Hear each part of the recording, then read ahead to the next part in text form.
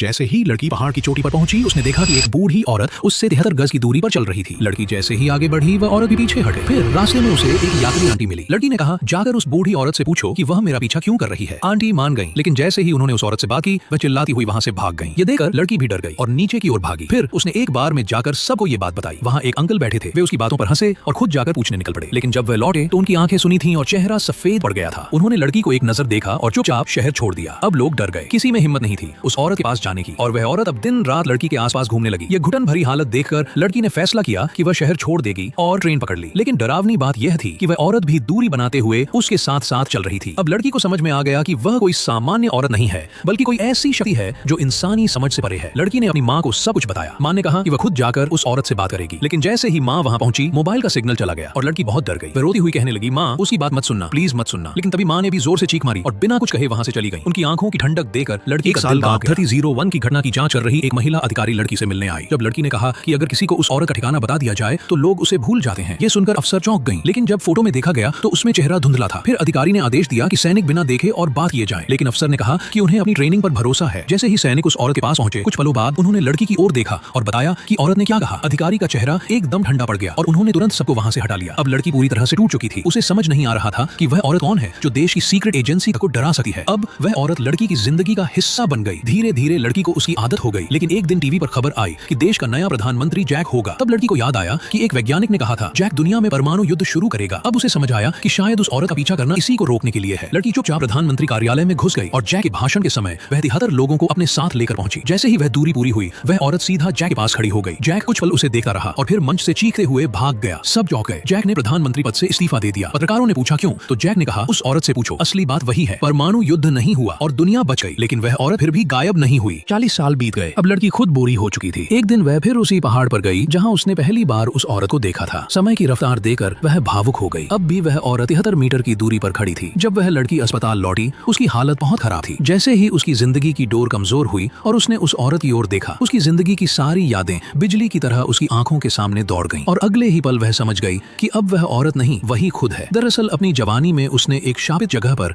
एक विनाशकारी मशीन को तोड़ा था ताकि उसका बूढ़ा रूप उस मशीन से दूर रहे और इतिहास दोबारा न दोहराया जाए। और इस बार लड़की ने उस मशीन से छेड़छाड़ नहीं की और दुनिया फिर से बच गई। अब टाइम लूप पूरी तरह से बंद हो चुका था और यहीं ये कहानी भी समाप्त होती है।